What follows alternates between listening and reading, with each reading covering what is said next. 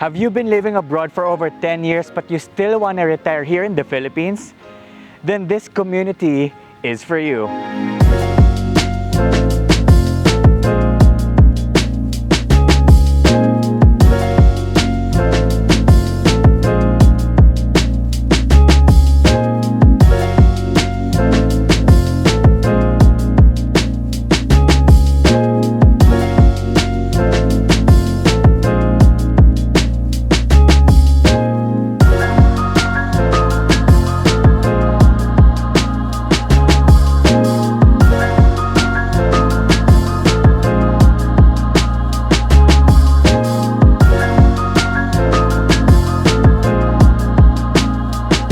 I get it, because some of my clients who have been living abroad, let's say more than 20 years na sa US, sa Europe, Australia, name it, kahit maganda na yung life nila doon and doon na lumaki yung mga anak nila, binabalikan pa rin talaga nila yung Philippines. Not necessarily na i-waive nila or talikuran nila yung American citizenship, but they want to retire here and there. So maybe you're in the same situation. Because dito kasi talaga, mas malaki o mas mataas yung purchasing power ng US dollar, Canadian dollars mo. Mas malayo mararating ng pera mo dito when you retire here. Yung retirement money mo, you can buy food for so much cheaper compared to where you are right now. And I believe many of you will agree, no matter how much success you have achieved there, there's no place like home. And many of you still consider the Philippines as your home because andito ang family. The climate here is so much better, especially for retirees. Diba? Yung iba kong client sinasabi, pag sobrang lamig na talaga sa Europe or sa Canada or sa ibang place na may winter, it's taking a toll on their health. Hindi lang sa physical, kundi sa mental health na rin. Because winter is so depressing and syempre yung mga joints natin, maybe a tropical weather or climate suits you better pagdating ng retirement. But of course, ayaw naman natin na ibaba yung standard of living na nakasanayan mo na or nakasanayan na ng family mo there in whatever country you are right now. Kaya naman, some of my clients, they really love this community because they said it allows them to keep the lifestyle that they have been having for the past 10 years or so. And I'm pleased to show to you again, Solen Residences. If you have been following my journey here on YouTube, for sure nakita mo na to before because I've featured this so many times. And there's a reason for that. Again, hindi ako exclusively tied up kay Greenfield Development Corporation. I work with all the major developers here in the area, but I really love Solen. I really love how Greenfield transforms a community into something that really resonates with a place that we call home.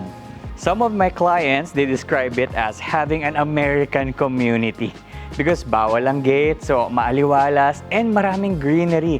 About half of the entire development is allotted for open spaces, a huge clubhouse complex, wide roads na maraming puno, and very generous ang Greenfield sa amenities. They can offer semi-underground utilities, meaning to say, many roads do not have electric posts. So, compared to other villages na merong spaghetti wires, may mga poste, dito konti lang yon. More on puno ang makikita mo. So, very retiree-friendly siya and family-friendly din. So, imagine if whether you're a fur mom, fur dad, or you're really a parent, this is really a conducive environment where your family can grow. Let's revisit saan nga ba located ang Solen Residences. It's here in Greenfield City in Santa Rosa, Laguna, very close to SLEX, just 5 minutes away from Eton City. And you are surrounded by so many shopping malls, grocery stores, and all the essentials. And even around less than 10 minutes away from Mapua, Laguna, and De La Salle University Laguna campus. And there's also going to be a UST campus here. So you have a lot of choices, para sa mga kids mo in the future. So from Eton Exit, southbound, pag-exit mo dyan, nasa 5 minutes lang, nasa Solen Residences ka na. Babaybayin mo lang yung road na to, you're in Eton City, and in a moment, so wala pang 5 minutes, nasa Greenfield City ka na. So that's how amazing it is here in Santa Rosa, Laguna. The master plan communities are literally beside each other. Kapag papunta ka namang Manila galing Solen, dito ka naman liliko. Another good thing about Greenfield City is that there are only 3 residential villages here. So talagang natututukan ng developer. Hindi siya yung parang sobrang laking residential area. There are only 3 villages. And talagang halos magkaka-level lang yung mga villages here. Hindi masyadong malaki yung difference ng community, ng social classes. Meron lang Greenfield City and Greenfield Deluxe, which is the luxury segment. Pero si Pramana and Solen, they're just in the same market segment and nasa upscale sila. Kung i-compare natin sa ibang developers, they're counted as an upscale development. After a minute or two, you will pass by Eton City Square. Marami ng bagong locators here. Meron ng Anytime Fitness, may Starbucks. Every weekend, there's a food bazaar here or food market. May fast food chains and may mga restaurants. So, buhay na buhay talaga. So, if you're living in Solen, kaliwat kanan yung options mo for dining and for leisure na rin whenever you want to spend time with your family. You have Paseo de Sta, you have Laguna Central, Arcadia, Ayala Mall, Solenad, you have Vista Mall, and kung gusto mong lumabas, pumuntang Alabang or BGC, sobrang lapit lang ng expressway. And just like that, from Eton City, nasa Greenfield City ka na, and you'll reach Solen in no time. So you will pass by Pramana, that's an older village. Mas nauna lang to ng konti kay Solen. And iba rin yung mga model houses doon. So unfortunately, hindi na ganong karami ang inventory sa Pramana.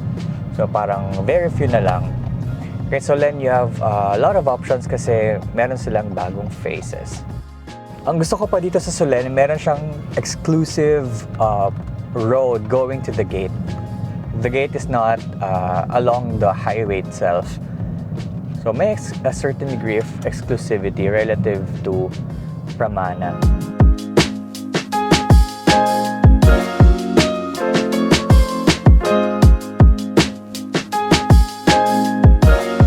And I feel like I don't even need to explain much about the amenities of Solen, what it has to offer to its residents, because it basically speaks for itself.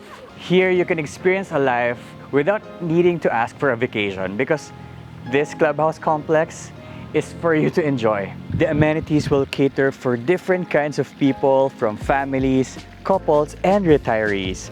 It has huge swimming pools, nature parks, a retention lake, nature trails for jogging and biking, basketball court. It has picnic grounds, view corridors, pocket gardens, and unlike other villages, it has its own gym. It has function and boardrooms, and it has a children's pavilion. It has this huge 700 square meter function area, and it has a high security system because merong RFID for residents. So what's in store for you here in Solen Residences? We have residential lots ranging from 150 to 170 square meters. So bibilin mo lang yung lote, then you have a lot of model houses to choose from. You still have the freedom to get your own contractor or architect, basta medyo gagayahin mo lang yung facade ng napili mong model, depende rin sa sukat ng lote mo. But these two models behind me, they are, kasya yan sa 150 square meters. They can fit into 160, 150 square meters. Na-vlog ko na rin to before. Also this one, pero in-upgrade na siya, ni-renovate na siya to fit the new models that were launched for Phase 1C. That's right. Now, although existing village itong Solen, kita natin na talagang merong demand because malaki naman yung lupa ni Greenfield. It's a master planned community of 400 hectares. Kaya marami pa silang land banking and people were asking, meron pa bang available sa Solen? Because they really like the community. Kaya naman nag-expand ulit si Solen, nagkaroon ng Phase 1C at magkakaroon pa sa future ng Phase 1D. So you can scroll maybe sa vlog ko para makita yung loob nito. This is a Lian model. Before, this was a Raya model.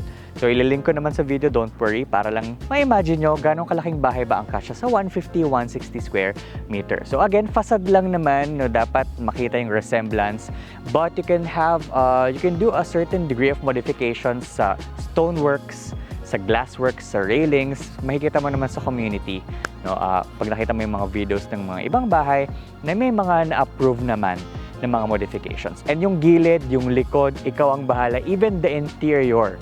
So you just have to buy the blueprint. As of now, nasa 100K siya. Pero imagine the brain power na bawasan na yung isipin mo, hindi na masyadong kailangan mag-analyze. You don't have to start from scratch. And unlike other villages, dito sa Solen, hindi siya yung dikit-dikit yung mga bahay. And dahil nga lot only talaga dito, not everybody builds their home here. Yung iba nagpapataas lang ng value. And kung investor ka, isa ka sa mga katulad nila, no, kita natin na talagang may demand here. The price will keep on appreciating. So you will really, ma-ROI mo talaga to in the next 5 to 10 years because sobrang lapit lang sa expressway. Pero kung end user ka naman, this is really perfect for a family, for retirees, because as you can see, maaliwalas, no? Tapos hindi pa allowed yung fence sa harapan. So meaning to say, alam mo yun, American community, walang gate. Pero may fence naman, allowed naman ang fence sa gilid at saka sa likod. So, there's a lot of greenery surrounding your house. Hindi siya yung concrete jungle, puro patera na lang ng house yung matatarong mo sa bintana. So, this house where we are right now is Raya model. So, nakita nyo na rin to before. Kung ano man yung nakikita nyo ngayon, this is just for you to have an idea or inspiration para makita mo, yun pala yung possibilities. So, ito pala yung mga pwedeng ma-approve. Kasi remember, itong mga glass doors na yan, yung sites, you have the freedom kung paano mo itatransform yung interior ng bahay mo. Kasi the blueprint is just a guide. You can build it as it is, pero you can customize it. Gusto mo ng ganito rin, ng high ceiling, or gusto mo tong lagyan ng kwarto. It's totally up to you. Basta dapat yung facade, it just looks like the model that's applicable to your lot. Now, since this is an existing village with old faces, you may be wondering, paano nagkaroon nga ng available lots? So, puntahan natin yung Phase 1C na under land development sa ngayon, pero gawa na yung mga kalsada. Na wala pa nga lang mga markings kung asan yung mga lote, pero at least you get to have an idea saan ba siya located. Pero kita naman natin, kahit more than 10 years na tong Solen, mas may confidence tayo na they're able to maintain the village and to keep the level of luxury or premiumness, no, kahit it's been over a decade. So whether you're an end user or an investor, you have that peace of mind that you made the right choice of investing here in Solen. So tara explore natin para makita nyo from the gate going to Phase 1C. So after entering the gate of Solen, so ito yung main gate na existing, pero magkakaroon pa ng separate gates sa may bandang Phase 1D in the future. So turn left immediately, pabaybayin lang natin tong Phase 1. So ito yung very first phase, so kaya medyo mas marami ng houses here. And you can see, it's very apparent na kahit may community na dito, very premium pa rin and well-maintained yung vibe, kumbaga. Hindi siya parang abused and abandoned feel.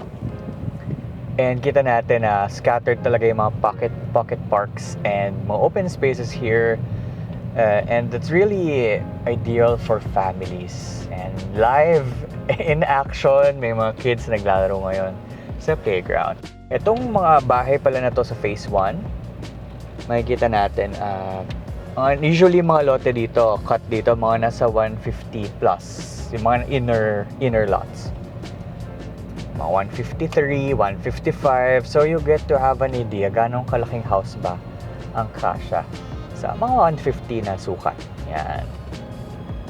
So, syempre, medyo discreet lang tayo. Baka pagalitan tayo ng mga nakatira dito.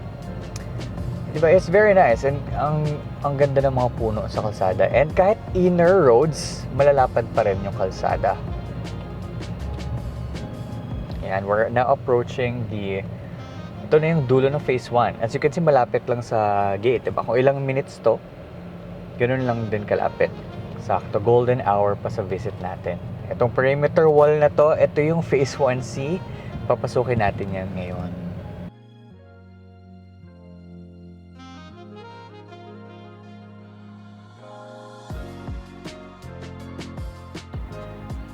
Imagine if isa ka sa mga lot owners dito sa Phase 1C. So doon tayo pumasok kanina. Sa ngayon yan yung access. Pero eventually, itong wall na to, pag nagkaroon ng Phase 1D, kasi ito yung Phase 1C, magkakaroon ng Phase 1D dito, magkakaroon pa ng separate gate doon. So makikita nyo yun sa map para mas ma-visualize nyo. So imagine if lot owner ka dito sa Phase 1C, so the value of your lot will keep on appreciating if you're an investor kasi meron pang Phase 1D, and dahil malaki pa ang lupa ng Greenfield City, possible pa magkaroon ng ibang mga villages here in the future. Kung end user ka naman, and kung tutuusin halos ready na for construction yung mga lupa dito, and you're quite in a hurry to build, you don't have to wait for 3 to 4 years to build your lot. Kasi yung ibang mga pre-selling mga villages here that we handle, it may take 3 to 4 years before you're able to build your home, kahit ma-fully pay mo pa. So dito, ready for construction na, and you almost have this all to yourself, lalo na kung isa ka sa mga unang mag-build ng bahay mo. So imagine if you build your home here, dahil hindi naman lahat nagpapatayo ng bahay, so talagang ma-experience mo yung fresh air and natural light. So here is still part of Greenfield City, maging Phase 1D, this still Greenfield City. Ngayon, ito ay Laguna Bel Air. So surrounded ka naman ng mga private communities, Laguna Bel Air. Meron lang substation ng Meralco dyan, pero that's inside Bel Air. So, syempre, there's no, kumbaga safe naman yan. And especially kung yung lote mo ay andito naman sa ibang area ng Solen.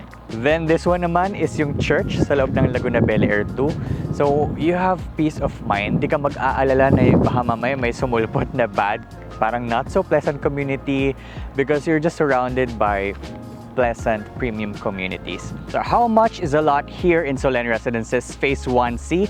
So for a 150 square meter lot, so nasa 7.5 million ang TCP natin. Ang maganda kay Solen is walang spot down payment. So naka-spread out siya. 10% na nga lang yung down payment, is-spread mo pa ng 18 months to pay. So yung TCP na 7.5, the reservation fee is only 50K. Then, kapag isa-spread natin yung 10%, mga nasa 39,000 per month for 18 months yung down payment natin. So, depende syempre sa sukat ng lot mo. So, meron pa tayong mga 165, 170. Although, I think mga almost half ng lots dito ay sold na. Pero don't worry, may maganda ka pang mapagpipilian na lote. Tapos yung balance, ilaloan mo na lang siya via bank financing or pwede mong i-cash because you still have 1.5 years to prepare for it.